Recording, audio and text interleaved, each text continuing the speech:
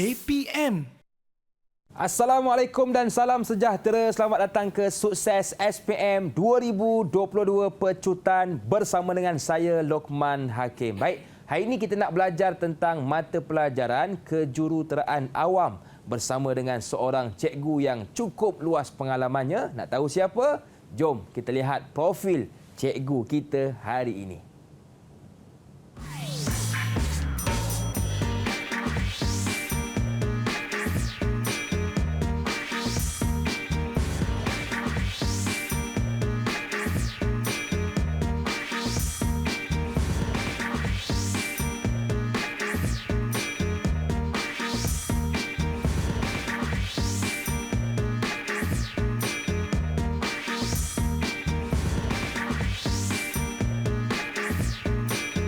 Okey, baik, hari ini kita bersama dengan Cikgu Muhammad Syukri Muhammad Sharif. Assalamualaikum Cikgu. Waalaikumsalam warahmatullahi wabarakatuh. Apa khabar Cikgu? Khabar baik. Terima kasih kepada Cikgu Syukri yang sudi bersama dengan kita hari ini. Kita juga kawan-kawan bersama dengan juru bahasa isyarat kita iaitu Cikgu Nur Ilda Kamaruzaman dari Institut Pendidikan Guru Kampus Ilmu Khas Kuala Lumpur. Apa khabar Cikgu Ilda? Terima kasih juga kepada cikgu yang sudi bersama dengan kita. Okey, Cikgu Syukri. Ya. Hari ini kita nak fokuskan berkaitan apa, Cikgu? Kita fokuskan tentang pecutan SPM ya. Untuk mata pelajaran pengajian kejuruteraan awam. Okey, baik. Saya yakin ramai dah tak sabar nak mendengarnya. Apa kata jom kita terus ke kelas Cikgu Syukri. Silakan Cikgu. Okey, terima kasih Lokman ya. Sama-sama Cikgu. Boleh teruskan ke? Boleh Cikgu? Okey. Jadi yang pertama kita tengok slide yang pertama kita iaitu Sukses SPM 2022 Pecutan Pengajian Kejuruteraan Awam. Jadi saya berharap murid-murid bagi perhatian. InsyaAllah tahun 2022 ni tahun yang lebih cemerlang bagi kita lah sebab kita dapat mengendalikan kelas PDPC bersama semua anak-anak pelajar ya ataupun anak-anak murid. Okey, cikgu teruskan. Okey, pertama kita tengok tarikh pentaksiran pengajian kejuruteraan awam okey bagi tahun 2022 SPM ya. Iaitu pada 14 Mac 2023 Selasa ya. Masa 2.30 petang dengan 5 petang. Jadi pastikan tak tidur lah ya. Hari itu takut terbangun lewat kan. Lokman kan? Betul, bangun terdengar azan maghrib. Allah dah terlewat. Pastikan jangan bangun lewat lah ya. 2 jam 30 minit masa dia. Kita ada kod kertas 3761/1 ya.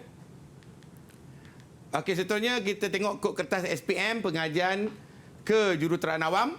Kita kod kertas kita 3761. Kita ada 2 kertas, kertas pertama dan kertas yang kedua. Okey, memberikan wajaran-wajaran tertentulah. Kertas 1 kita ada 70%, kertas 2 kita ada 30%.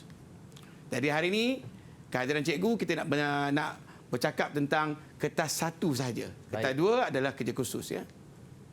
Jadi format pentaksiran KSSM PKA kertas 1 orientasi secara bertulis iaitu peperiksaan bertulis lah. 2,5 jam. Bahagian A 60 markah, bahagian B 60 markah. Kita ada 2 bahagian dan jumlah markah ada 120. Dengar macam pelik sikit kan. Memang markah ada 120. Ya. Wajaran 70%. Okey.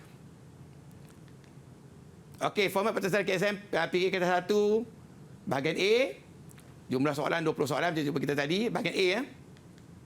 Jumlah markah 60 markah. Okey, markah dia akan ada 1, 2, 3 atau 4 atau 5 lah Salah satulah, kadang-kadang ada 2, kadang-kadang ada 3, tak tetap ya. Respon terhad, jawapan pendek maksud dia, jangan bagi jawapan yang panjang lah, jawapan pendek-pendek je. Okey, perlu jawab semua soalan.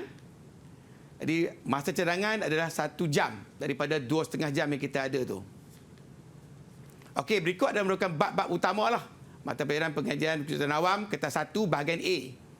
Jadi kita ada ikut buku kita, buku teks kita, kita ada 7 bab. Bab 1 hingga bab 7. Di dalam bab ni kita ada tajuk. Ada 7 tajuk utama lah ya. Dan di dalam 7 tajuk utama ni kita ada sub-sub tajuk. Kalau kita kira balik sub tajuk tu berapa? Ada 20 tu kepentingan kejuruteraan awam sehinggalah kepada pemasaran. Semua sekali kita ada 20 sub tajuk. Dia secara kebetulan tu. Dia tersama dengan soalan kertas 1 bahagian A, 20 soalan. Nampak macam seolah-olah satu tajuk, satu soalan. Tapi tak semestinya lah ya. Ya. Okey. Format pentadbiran KPSM PKE Kertas 1 bahagian B. Untuk bahagian B kita ada 4 soalan. Jumlah markah 60 markah.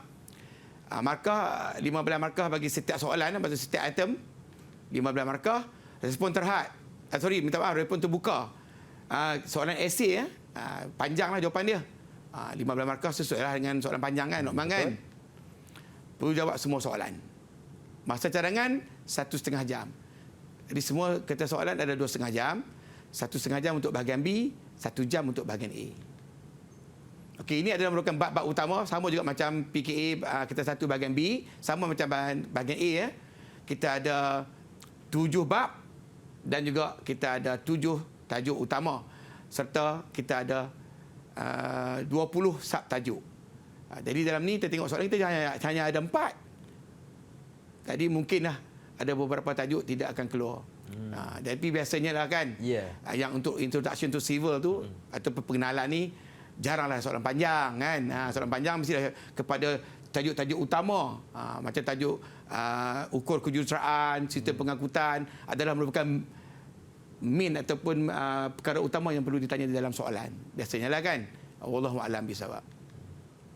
Okey, baik. Jadi itu contoh format pentaksiran bagi mata pelajaran pengajian kejuruteraan awam. Dan sekarang cikgu, kita nak berehat seketika. Boleh cikgu? Boleh. Baik, jangan ke mana-mana, teruskan bersama dengan kami pastinya dalam Sukses SPM 2022 Pecutan.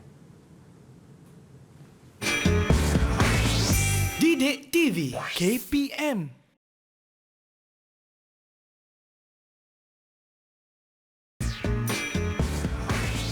Didik TV KPM.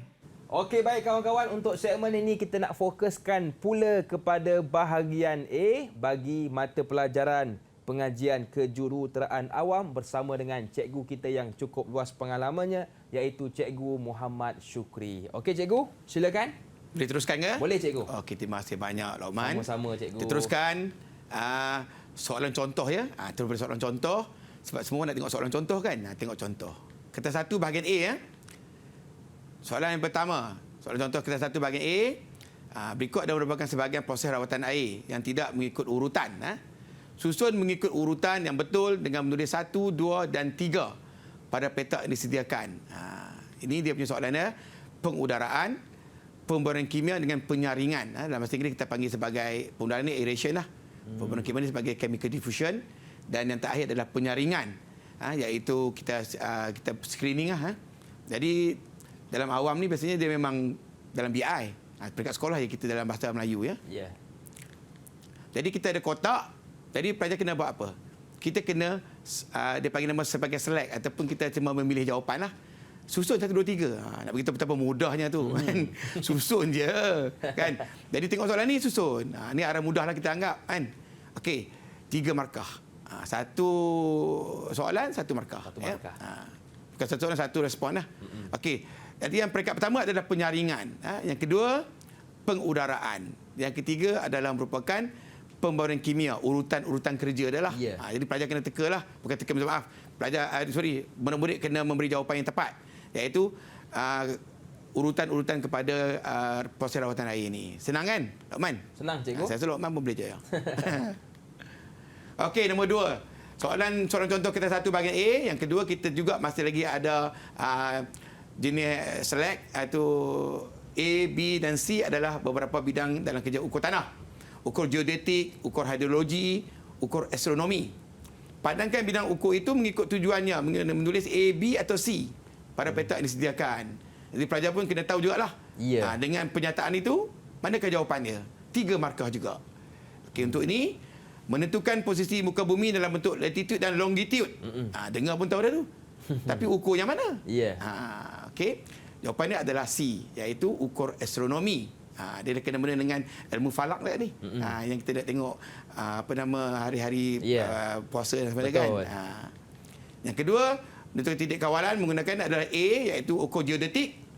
Dan yang terakhir adalah merupakan B, ukur hidrologi, untuk cari gali minyak dan gas asli. asli. Benda kita tengok, kita boleh agak ya tu. Dari pernyataan kita boleh agak. Kat mana Boleh baca, berkaitan cikgu, hidrologi, geodetik kita boleh agak. Cuma geodetik tu macam dengar macam tak apa sama dekat kan. Betul. Tapi geodetik ni senang je. Dia nak ukur tentang kita punya kedudukan tanah-tanah sepadan dan sebagainya. Okey, contoh soalan kita satu bahagian A. Kerja berikut ada beberapa berkaitan dengan peringkat reka bentuk. Iaitu peringkat reka bentuk dalam proses pembinaan. Okey, sama juga kita kena tahu betul dan salah pernyataan itu. Ya. Okey, peringkat reka bentuk ni kita tengok penyelesaian tanah. Jawapan dia betul ke salah? Jawapan dia adalah betul. Sebab site investigation ni ataupun penyelesaian tanah ni berlaku dalam proses analisis lah. Yang kedua, penanuran tender. Jawapan dia adalah betul ke salah? Tak tahu salah. kan? Salah. Pandai. Pandai Lokman. Sebab penanuran tender berlaku dalam proses pengurusan. Okey. Yang kedua. Yang ketiga, sorry. Yang ketiga adalah pelantikan perunding. Pelantikan perunding ni berlaku di mana? Peringkat berapa agak-agak Lokman? Agak-agak lah. Lokman tak belajar tentang awam kan? Ya. Peringkat kedua? Dia peringkat yang pertama. Kita sebagai seorang klien ataupun sebagai seorang yang nak buat projek lah, kita pergi ke satu tempat namanya konsultan ataupun perunding. Baik. Kita mesti appoint perunding itu dulu. Kita melantik perunding. Ya. Jadi mestilah melantik perunding adalah kerja pertama. Tapi dalam peringkat perancangan. Ini peringkat yang reka bentuk. Baik. Okey ya. Jadi jawapan dia ada betul salah-salah. Seterusnya kita tengok contoh soalan kita satu bahagian A, banyak soalan cikgu buat contoh ni banyak. Menunjukkan kereta rentas struktur jalan terdepan lentur. Nyatakan nama lapisannya berlabel. Ini agak sukar sikit lah. Yeah. Sebab dia tak berstruktur secara memilih. Tapi kita kena bagi jawapan. Kena cari jawapan dia. Kalau kita tak menguasai raja-raja yang kita nampak ni, kita tak boleh jawab. Betul. Maksudnya pelajar kena menguasai raja. Dia tengok dulu, okay, A, B, C, D. Nyatakan nama lapisan berlabel A, B, C, D itu apa? Dengan kita membaca buku kan, dapat rahmat dari Allah SWT, dapat jawapan dia. A, lapisan berbitumin, lapisan tapak kan, lapisan subtapak dan juga kita dapat lapisan subgrade. Dia empat ni murid-murid kena kuasai di dalam buku teks PKA kita ada. Okey, contoh soalan kita satu bagi A, kita ada pernyataan di bawah dan berkaitan dengan prinsip pemasangan paip saleh RST dia bagi. Okey, R perlu mempunyai kekuatan dan ketenagaan terhadap tekanan tanah. S perlu dipasang paip bolong bagi memastikan gas dapat dikeluarkan. T perlu dipatuhi bagi memastikan pengaliran kumbahan berjalan lancar. Ini adalah pernyataan ya. Okey, soalan dia. Nyatakan nama prinsip pemasangan paip saleh. Jenis-jenis ni maksud dia kita tidak boleh mencari jawapan secara auta lah. Betul. Minta maaf Fakta, kita mesti fakta. Betul. Kalau kita tak membaca, kita tak boleh nak mereka jawapan. Setuju. Jadi pelajar-pelajar mesti menguasai ilmu. Okey, yang pertama untuk R tu adalah quality pipe. Kekuatan kita rasakan adalah quality pipe. Dia punya jawapan dia untuk dipasang paip bolong, pengalih udaraan. Okey, memastikan pengaliran kumbahan berkesan ataupun gradient kita panggil sebagai kecurunan. Ini jawapan-jawapan yang pelajar kena ada. InsyaAllah, saya yakin murid-murid di rumah sudah pun belajar tentang pelajaran ini, mereka akan dapat menguasai pada hari exam. Amin. InsyaAllah, terima kasih tu. Contoh soalan kita satu bagi A, Razal menunjukkan rangkaian pipe dalam sistem pemotongan najis dan air sisa. Kita ada A, B. Yang ini ramai pelajar jangan tergesa-gesa menjawab. Ramai murid-murid tengok, dia nampak A dan B. Kan? Lepas tu dia terus jawab. Jawab apa? Dia jawab nyatakan fungsi, tapi dia jawab nama pipe tu. A, dia tulis pipe air hujan. B, dia tulis manhole. Manhole dia adalah lurang. Bukan itu jawapan yang kita nak. Kita nak fungsi. Kena hati-hati. Untuk menyalurkan air hujan, memang pipe air hujan kan? Untuk kerja penyelenggaraan dan pemeriksaan yang lurang ni. Teruskan. Kita satu bahagian A, kita ada soalan lain, iaitu soalan struktur ataupun momen. Dia menunjukkan belajar sebatang rasuk A, B disokong mudah. Kita ada A dan B, kita ada bahagian beban tu, macam manusia lah, berdiri di atas jambatan. P dan juga 80 kN. P tu macam misteri lah, tak ada nilai. Dan kita juga akan berlawan dengan tindak balas daya 50 dan 70. Jadi maksud dia bahagian bawah ni kita akan melawan sebanyak 120 kN. Mengikut teori struktur, beban yang dikenakan mesti sama dengan bawah. Barulah kita menjadi diam struktur itu. Jadi logik dia, jawapan kita dah tahu. Yang di atas tu, P tambah 80, mesti 120. Untuk kita punya struktur menjadi diam. Jadi kita tengok soalan kita, Dia kata yang pertama, tentukan memelentur. Yang pertama, hitungkan daya P. Yang kedua, tentukan memelentur pada jarak 3 meter dari tapak ataupun dari A. Okey, sekarang ni jawapan yang pertama A, daya tu senang je macam cikgu bagi kita tadi. Daya ke atas sama dengan daya ke bawah. Jadi 50 campur dengan 70, 120 kan? Sama dengan P campur 80. Dan kita dapat jawapan P adalah 40 kN. Semudah inilah jawapan dia. Tapi bila hari exam tu susah juga kan. Okey, momen lentur. Momen lentur ni maksudnya kita momen ada putaran, kita ada pada jarak 3 meter, hanya satu daya terlibat pada bahagian A iaitu 50 kN, jarak 3, 50 kali 3 dapat 150 kN. Ini jawapan yang kita nak pada soalan contoh kertas 1 bahagian A. Boleh Lokman? Boleh cikgu? Boleh cikgu teruskan? Boleh cikgu, silakan. Okay. Contoh soalan kertas 1 bahagian A yang seterusnya, jadual menunjukkan sebahagian daripada pembukuan kerja ukur aras. Lengkapkan pembukuan kerja ukur aras itu. Ini dia. Yang ini soalan ni kita macam anggap sebagai soalan yang sukar sedikit lah. Yeah. Arah lebih tinggi. Di mana pelajar kena menguasai ilmu untuk berfikir di mana kedudukan nombor-nombor itu. Jadi murid kena kuasai ilmu ni. Yeah. Jika dia tak jawab. Yang pertama kita tengok, kita dah ada arah laras. Arah laras ni adalah merupakan titik di atas muka bumi daripada datum. Apa dia datum? Datum adalah merupakan arah laut. Kita duduk atas bukit, dengan arah laut tu dia ada tinggi dia. Dalam kes ni tinggi kita adalah 50.000 meter. Jadi kita dapat jawapan dia, kita cari. Dengan menggunakan alat tadi kita akan tahu. Dengan pandangan belakang, pandangan antara, pandangan harapan, pelajar mesti menguasai, murid mesti menguasai ilmu, mendapatkan jawapan 2.225 pada pandangan hadapan. Semua penuh dengan fakta je. Ya. 0.075 untuk naik, dan dia akan dapat jawapan 1.560 bagi pandangan belakang. Jika pelajar tak menguasai ilmu ataupun murid tak menguasai ilmu, murid tidak akan dapat mendapat jawapan. Betul. Jadi kena kuasai ilmu lah. Ya. Contoh soalan kertas 1 bahagian A seterusnya. Raja A menunjukkan kereta rentas asas pad yang dikenakan beban P. Okey, ini dia asas pad dia. Kita ada beban sebanyak ataupun P sebanyak 250 kN, dan kita ada area ataupun luas kawasan yang kena beban tu 1.2 meter darat 1.2 meter. Jadi hitungkan nilai KGT ataupun kuasa gelas tanah jika diberi unit berat unit pukal tanah 19 kN per meter padu. Ini soalan ni nampak macam sukar, senang jawapan dia. Okey, hitungkan KGT tanah bersih net. Ya.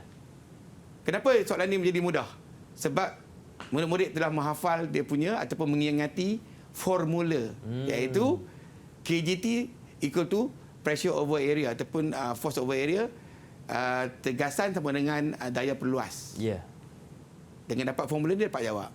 250 kN bahagi dengan 1.2 dapat 173.6 kN per meter persegi. Itu adalah KGT tanah. KGT tanah. KGT bersih, N tu adalah net. Net maksudnya bersih. Ya. Jadi KGT tanah tolak dengan berat unit pukal tanah darab dengan kedalaman. Z tu adalah kedalaman. Kedalaman 1.4. Jadi maksudnya Raja kena guna. Gunakan Raja pun dapat jawapan lah. Ya. Jangan gunakan Raja untuk tengok je. Kena faham Kena faham. Jadi net dia kurang sedikit daripada tegasan yang asal, 147.0 kN per meter persegi. Apa pun cikgu nak beritahu, formula tu penting. Kalau tak tengok ataupun tak ingat ataupun tak tahu tentang formula, agak sukarlah bagi murid untuk menjawab soalan ini. Kuasai cikgu Mesti kuasai formula. Baik. Okey. Contoh kesilapan umum menjawab soalan kertas 1 bahagian A. Contoh ya. Yang pertama, ramai murid-murid memberi jawapan tidak lengkap atau sambil lewa. Ni dah ni. Contoh soalan, nyatakan 3 kesan kelestarian dalam sistem pengangkutan sustainable. Berapa contoh 3 kesan? Mesti kesan yang baik kan? Betul. Jadi jawapan betul yang kita nak, yang cikgu nak adalah pertama, mengurangkan kos sosial. Yang kedua, mengurangkan kesesakan jalan raya. Yang ketiga, mengurangkan pencemaran udara. Maksud dia, bila tak lengkap je, bila 3 kesan kelestarian je, dia dapat jawapan ini. Senang kan? Betul lah. Lestari kita akan kurangkan kesesakan jalan raya kan? Betul. Okey, pencemaran udara. Okey, jawapan murid. Dia jawab kos sosial, kesesakan jalan, pencemaran udara. Boleh ke cikgu? Oh, jawapan dia tak boleh sebab dia merah tu. Sebab pelajar ni dia membaca dan dia pulang ke murid-murid dia membaca dan dia pulangkan balik jawapan. Tapi Okey. benda yang paling penting di dalam di sini, perkara yang paling penting adalah dia punya keyword ataupun kata kunci. Baik. Mengurangkan. Jadi tanpa jawapan mengurangkan, jawapan menjadi salah. Baik. Mesti kena ada kata kunci yang paling penting. Mengurangkan.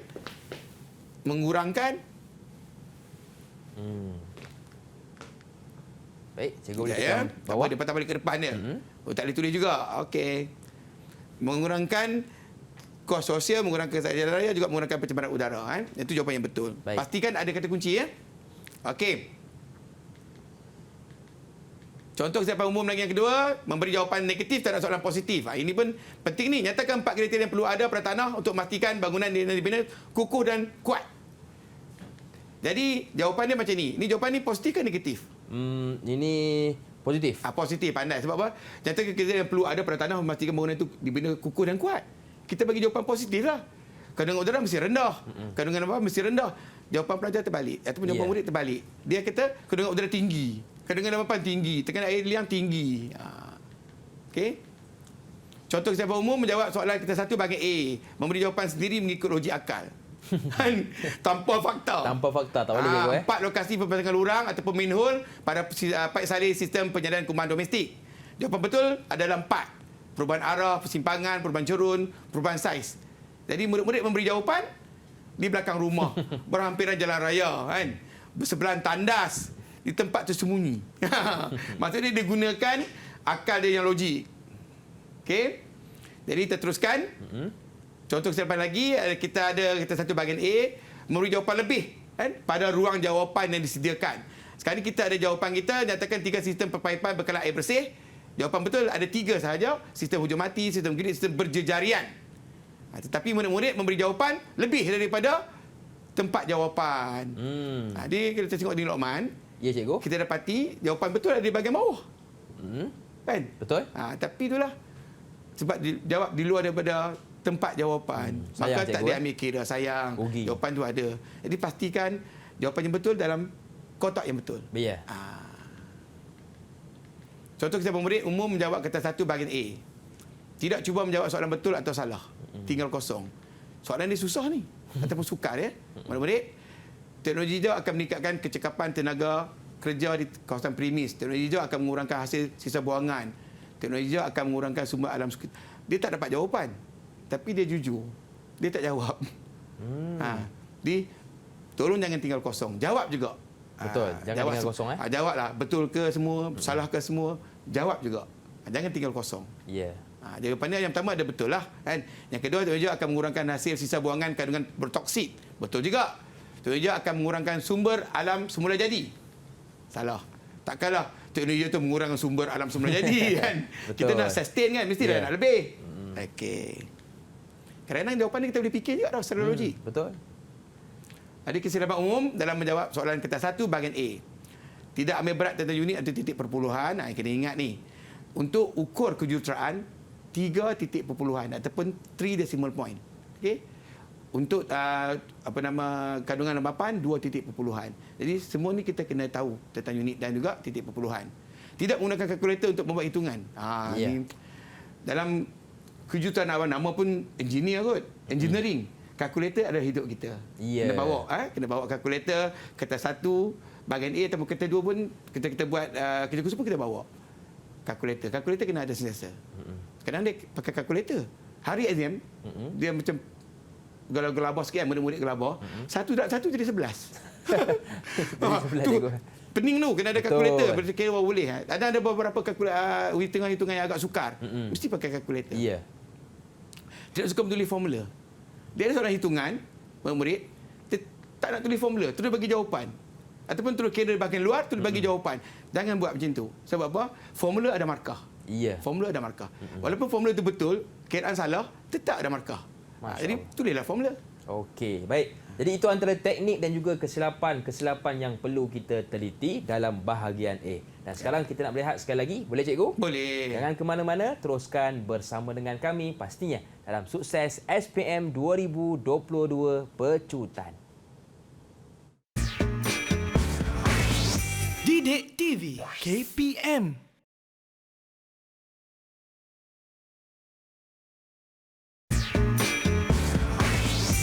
Didik TV KPM. Okey, baik, kita nak teruskan dengan perbincangan bahagian B bagi mata pelajaran pengajian kejuruteraan awam bersama dengan cikgu kita iaitu Cikgu Syukri. Okey cikgu, bagaimana pula dengan bahagian B cikgu? Silakan.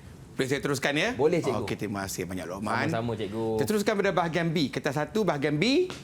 Kita tengok kita punya slide hari ini.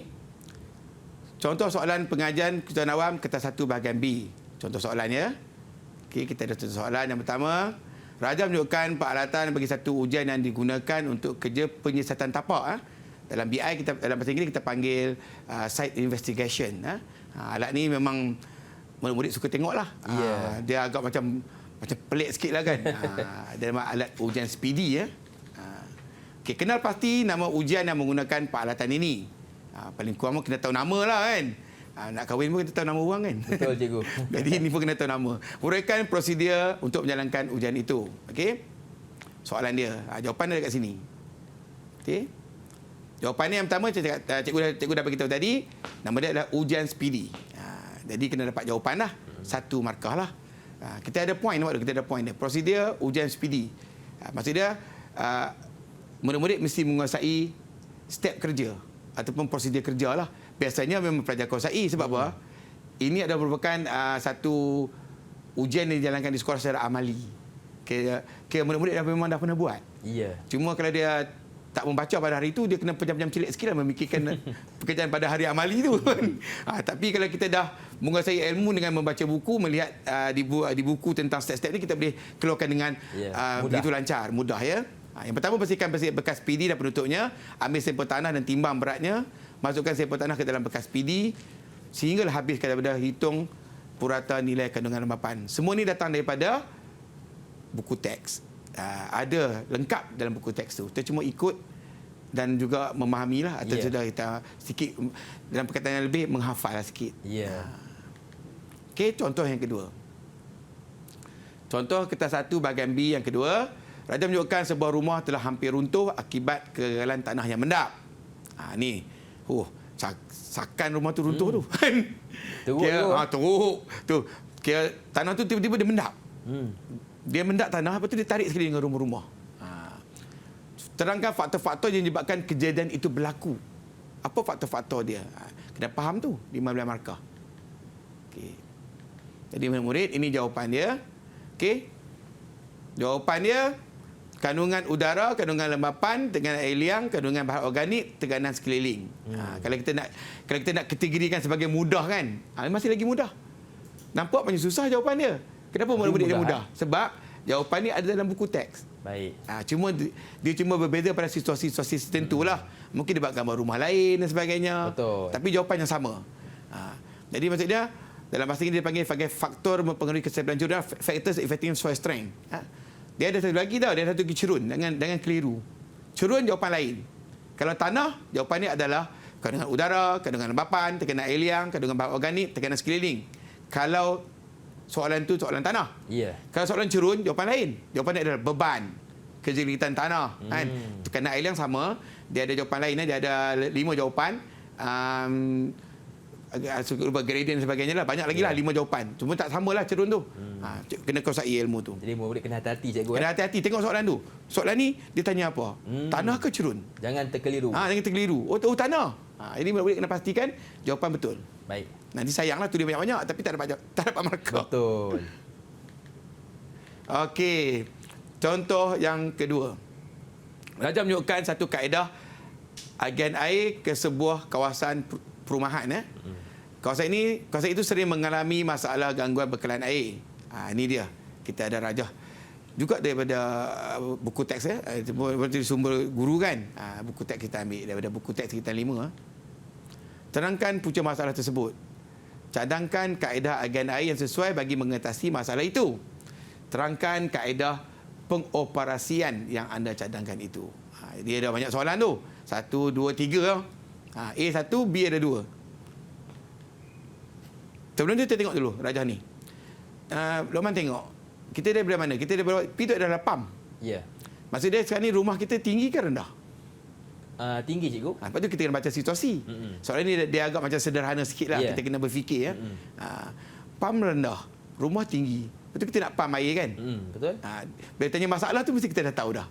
Apa masalah dekat Kak Lokman yang pertama? Air nak ke atas tu. Air nak kata mesti dapat kurang Perlahan. sikit kan. Perlahan. Tak cukup bekalan air. Ya. Paling kurang murid-murid mesti kena menguasai ilmu ni. Sebagai seorang jurutera kita dah faham dah. Setuju. Sistem ni kena pakai. Faham. Yang kedua, apa dah? Mesti kita nak tahu bahawa elektrik kena pakai memanjang-manjang lah. Bekalan elektrik. Dia kena pam yang ke atas. Ya, betul. Paling-paling kurang lah kita punya idea sebagai seorang jurutera. Kefahaman kita. Baru kita tengok jawapan. Jawapan kita tengok sini. Jawapan dia, masalah yang berlaku. Dan jawapan ni tidak ada di dalam buku. Okey. Maksud dia pelajar ataupun murid-murid mesti menguasai lebih lah. Ya. Dia kena berfikir pakai jurutera baru dapat jawapan. Tekanan air tinggi menyebabkan pipe air mudah rosak. Dia kena fikir. Dia tengok dia punya rajah dan dia fikirkan jawapan. Tekanan air rendah kerana kedudukan kawasan perumahan tinggi. Kadar permintaan pengguna yang tinggi menyebabkan bekalan air tidak mencukupi. Pengaliran air terputus kerana bekalan elektrik jika bekalan elektrik terputus. Pam mudah rosak kerana penggunaan berterusan. Dia kena pam tu. Ya. Ni memang ada pam kan? Mana laratnya? Nak naik ke bukit. Betul. Pada permintaan rendah, pam dan pipe mudah rosak kerana tekanan air yang tinggi. Maksud dia, malam orang tidur, tapi pam masih nak mengepam. Itu dia punya kelemahan sistem ni. Masalah dia. Masalah dia.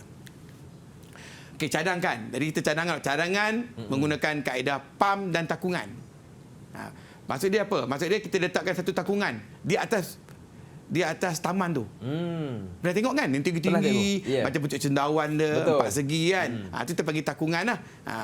Ataupun kita panggil dalam bahasa Inggeris pump and storage lah. Storage tu kita letak kat atas. Jadi maksud dia dia kata bagaimana kaedah operasi kita nak buat pump dan takungan ini. Yang pertama lagi air akan dipam ke tangki perkhidmatan dan sebagainya ke kawasan agihan. Maksud dia pam tu dia pamkan ke rumah, dia pam ke tangki dulu, ke tangki tu dulu. Ya, tangki simpan tu. dalam tu. Tapi jika bekal air tak minta lah, kalau minta dia pergi terus. Betul.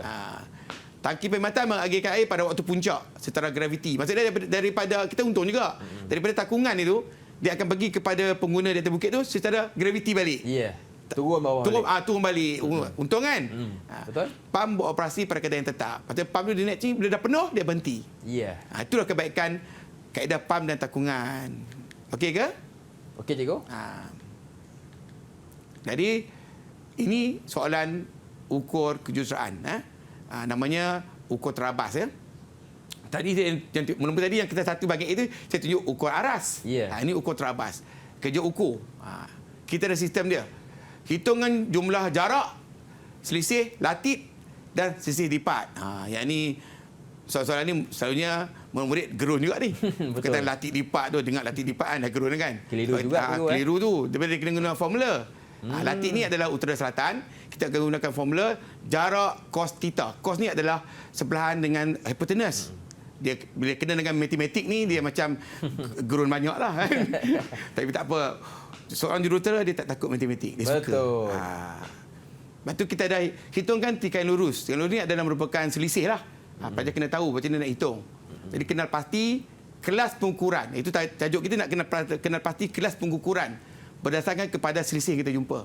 Okey, ini adalah contoh soalan. Kita tengok contoh jawapan dia. Jawapan contoh untuk soalan tadi. Ini dia. Selalu cikgu buat yang merah tu satu-satu keluar. Jika cikgu nak menguji lah nak menguji murid, cikgu akan tanya, sila jawab. Baru saya tekan jawapan dia satu-satu. Yeah. Sebab hari ini kita pun ada kekangan masa dan sebagainya kan. Dia terus bagi jawapan. Jadi tengok jawapan ni lah kita ada 25.292 tu adalah jawapan yang pertama kita jumpa lah. Iaitu jawapan untuk D-part positif. Formula dia adalah jarak cos theta. Jarak 57.348. Kita punya theta ataupun bearing kita adalah 26 darjah, 10 minit, 10 saat. Jadi kita guna kalkulator, tu kena pakai kalkulator tu. Senang sikit takkan jumpa 25.292 tu. Betul. Ni, fikirkan kalau kita guna akal biasa, sakit je. Tak habis fikir. Tak boleh fikir dah. Tapi kalau tak ada kalkulator memang tak boleh buat. Ya, Jadi ingatan, kena bawa kalkulator hari exam ataupun hari peperiksaan. Minta maaf ya. Jangan lupa. 25.292. Lepas tu kita ada jawapan yang kedua dia bagi penuh. Yang untuk bearing section ketiga. Section keempat tu kita ada latit ataupun negatif 139.667. Last sekali kita campur semua, kita dah kira, kita akan dapat jumlah jarak. Kita ambil jarak tercampur semua dapat 500.051. Yang itu adalah merupakan jumlah jarak keseluruhan terabas yang kita buat lah. Kita juga ada dia panggil selisih latit dan selisih lipat. Selisih latit adalah 0.003. Datang daripada mana tu Lokman agak-agak? Yang mana cikgu Lokman memang tak belajar engineering, cikgu tahu. Tapi hebat. Menghafal semua surah-surah tertentu kan. Tahniah kan. Okey. Kita tahu daripada latit tu kita tolak. Betul tengok 170.583 tolak dengan 170.580. Tapi kita dapat 0.003 tu. Itulah selisih. Baik. Sepatutnya jawapan ni kena sama. Okey. Baru tak melakukan kesilapan maksud dia. Lepas tu tengok dekat lipat. 144.111 dengan 144.112. 0.001. Patutnya ketika dia melakukan kerja ukur tu, dia dah buat kesilapan. Tapi kesilapan dia boleh diampunkan. Jika di dalam julat-julat dia lah. Teruk sangat, tak boleh lah. Sebab kerja ni adalah kerja-kerja kita mengukur tanah tau. Betul. Sepadan tanah sebagainya. Maka marahlah tuan tanah. Betul. Kan? Tapi nak tahu 0.003 tu berapa? Berapa cikgu? Tu meter tu. Kalau kita convert ke dalam milimeter, 3 milimeter. Oh, okey. Tak pasal mana 3 milimeter. Pasal kuku yang lebih sikit ni tak ada. Sikit je lah. Sikit je, 3 milimeter je. Yang 0.01 lagi lah, 1 milimeter. Nak bagi kita bahawa dalam kerja-kerja ukur ni, ketepatan adalah keutamaan. Ketepatan adalah keutamaan. Baik. Tanah kot. Bila kita ukur kat tuan tanah, marah dia. Betul cikgu, setuju. 3 mm pun kena selisih. Apatah lagi 3 meter. 1 meter. Lagilah. Okey. Ini tengok dia punya kiraan untuk tikai lurus ataupun nak cari selisih dia. Kita nak tahu sekarang ni. Selisih latit, selisih lipat dengan jumlah jarak, kita nak tahu adakah kerja ukur kita ni terkeluar daripada syarat yang diberi. Nampak tu? Jadi selisih latit 0.2 ataupun selisih lipat 0.2 bahagi dengan jumlah jarak, kita square root kan, punca kuasa kan, kita akan dapat jawapan dia. Jawapan dia kita dapat adalah 0.00141. Kita masih lagi tak tahu berapakah kelas pengukuran kita. Kita ni layak ke tak layak? Okey, kita bahagikan kepada 1. Kenapa kita bagi 1 bahagi dengan 0.01? Sebab kita nak mencari kelas pengukuran, mesti tengok kepada ratio ataupun nisbah. Jadi kita 1 per 0.0141 ni, kita akan dapat jawapan dia adalah 1 nisbah 7092. Macam ni dia convert senang saja. Contohnya 1 per 4. 1 per 4 sama dengan 1 nisbah 4. Ya. Itu yang cikgu dapat 7,092. Dan kita ada satu jadual di mana kalau kita buat lebih daripada 8,000, kita dapat kelas pertama. Baik. Lebih daripada 4,000, kelas kedua. Jadi murid-murid kena tahu. Kelas-kelas ni kena ingat. 4,000 ke atas, kelas kedua. 8,000 ke atas, kelas pertama. Sekarang kita dapat berapa? 7092. Sekarang kita dalam kelas berapa? Atas 4,000. Atas 4,000. Tapi kurang 8,000. Ya. Kelas berapa, Lokman? Kelas 2. Pandai. Walaupun tak belajar engineering. Engineering adalah fakta. Ya. Okey, kelas pengukuran adalah kelas kedua. Okey, maksudnya berjaya lah. Juru ukur tak payah mengulangi kerja proses tu. Ya. Boleh diterima pakai. Meneruskan mencari koordinat. Baik. Okey ya. Okey, teruskan dengan soalan kata satu bahagian B. Yang ini ada merupakan soalan jalan ya. Okey, terapan A ada terapan lentur, terapan B ada terapan tegar. Kita ada dua tadi, kita dapat perbandingan. Okey, tengok terapan lentur. Boleh bantu lebih singkat. Okey. Sesuai untuk menanggung beban trafik yang tidak tinggi, pembinaan lebih mudah dijalankan, kerja penyelenggaraan mudah, tempoh pembinaan singkat, kos pembinaan lebih murah. Kini jawapan dia yang pertama. Kita tengok jawapan yang kedua, terapan tegar. Kan kita ada dua terapan tadi kan? Betul. Dua bentuk cross section tadi. Terapan tegar, dia akan berlawan balik dengan terapan lentur. Bila dia lebih tepat, dia lebih yang terapan tegar lebih lama. Sesuai untuk menanggung beban trafik yang tinggi, dia berlawan balik dengan terapan lentur. Pembinaan lebih sukar dijalankan, kerja penjagaan sukar, tempoh pembinaan lama, kos pembinaan lebih tinggi. Dia memilih, oleh itu terapan B lebih sesuai. Saya ulang balik, saya kena patah balik dekat soalan. Tengok jawapan dia, terapan lentur, terapan tegar kan? Kita ada A dengan B kan? Tengok soalan dia. Okey, soalan dia kita ada dua, terapan A, terapan B.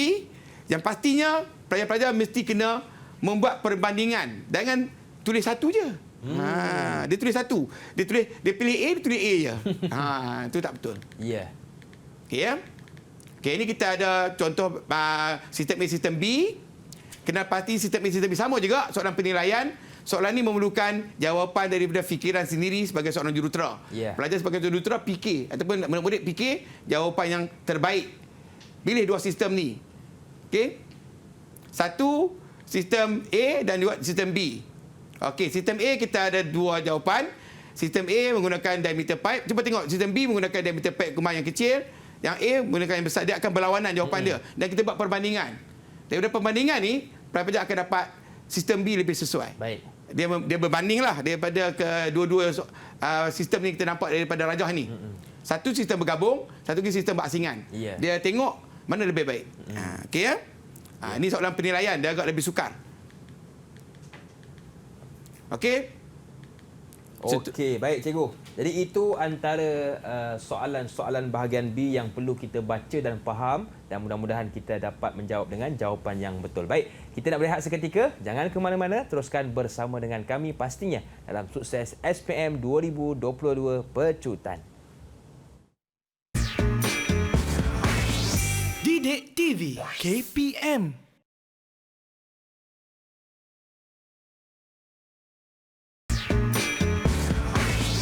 Didik TV KPM.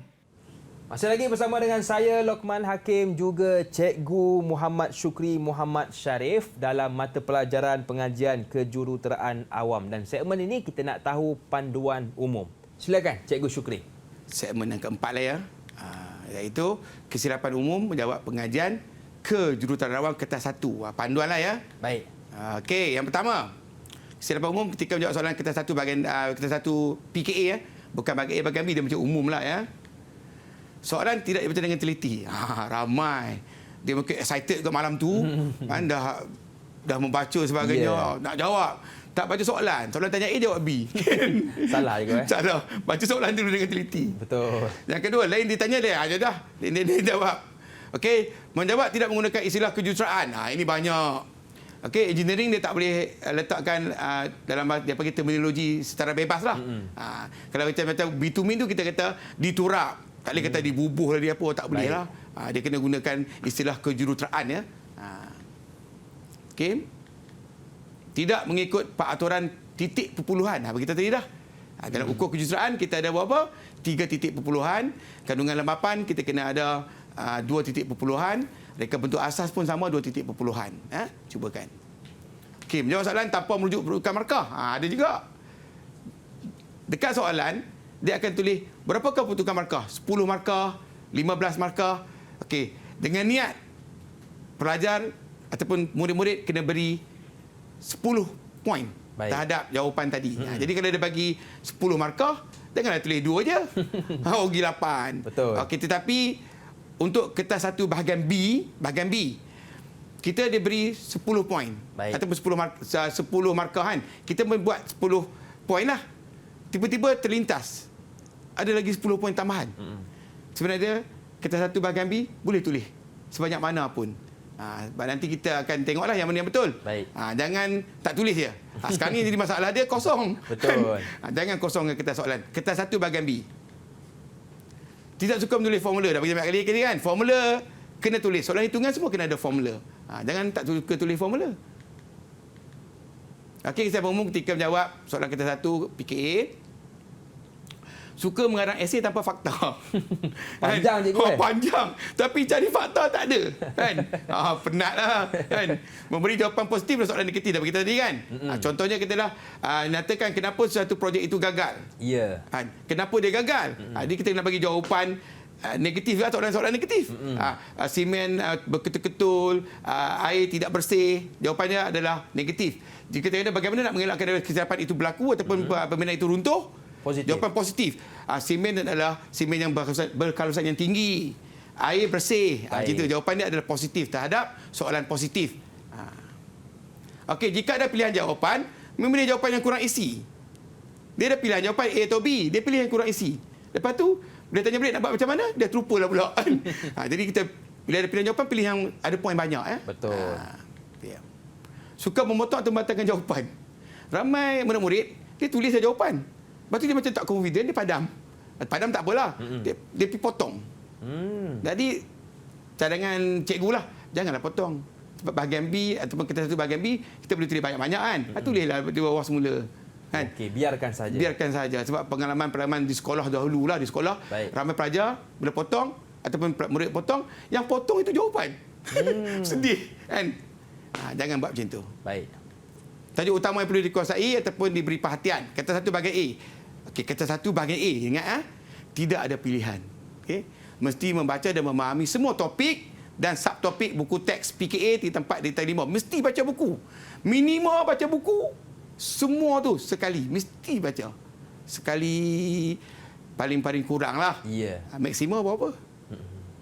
Tak kisah cikgu. Tak kisah berapa. Biasanya maksima ni sampai keluar perkataan Z lah. Z tu tidur. Itu maksima dia kan. Betul. Minimal sekali kena baca. Jangan tak baca, jangan spot. Ya. Jangan spot soalan. Baca semua Baca semua. Tajuk utama yang perlu dikuasai dan diberi perhatian kata tu bahagian B, mesti kuasai semua soalan prosedur kerja. Dia ada prosedur kerja yang saya cakap tadi kan. Kita dekat sekolah kita dah buat amali. Murid-murid dah buat amali. Jadi dia macam boleh ingat sikit-sikit pada hari exam ataupun pada hari peperiksaan, minta maaf pada hari SPM. Jadi mesti kuasai semua soalan ni. Ujian penurunan, ujian mempatan, ujian proba, banyak amali dia tu. Ujian speedy, ujian ketuhar, langkah pembinaan struktur, superstruktur, proses pembinaan struktur, proses kerja ukur aras dan proses rawatan air bersih. Baik. Lepas tu kita juga mesti kuasai semua soalan hitungan yang panjang. Nama panjang 4 soalan panjang tu. Momen, reka bentuk asas, ukur kejuruteraan dan juga taksiran. Tak banyak pun 4 kan? Betul. Jumpa cikgu tanya insya-Allah. Kan? Mesti fahami semua soalan aplikasi pengetahuan. Faktor pengetahuan mempengaruhi keseimbangan curun, keseimbangan tanah, kaedah sistem pengekalan air bersih, sistem saliran kumbahan domestik, keusahawanan. Dengan macam dalam awam pun ada keusahawanan, ada. Dan juga pembinaan turapan jalan. Okey. Bila kita kuasai ini, insya-Allah. Baik cikgu, kita pun sudah berada di penghujung segmen. Apakah rumusan untuk pembelajaran kita hari ini? Okey. Silakan cikgu. Jadi untuk murid di rumah, untuk rumusan kita SPM tahun 2022 tahun ini, kita buat yang terbaik. Yang penting kita mesti berusaha, kita berdoa dan kita bertawakal. Ya. Itu sahaja. Baik, terima kasih sekali lagi kepada Cikgu Muhammad Syukri Muhammad Sharif yang sudi berkongsi ilmu dengan kita hari ini. Terima kasih juga kepada jurubahasa isyarat kita Cikgu Nur Ida Kamaruzaman yang sudi bersama dengan kita. Kepada murid-murid, saya doakan anda berjaya dengan cemerlang. Saya Luqman Hakim, mohon izin undur diri. Ada rezeki kita berjumpa lagi. Assalamualaikum dan salam sejahtera. Bye-bye.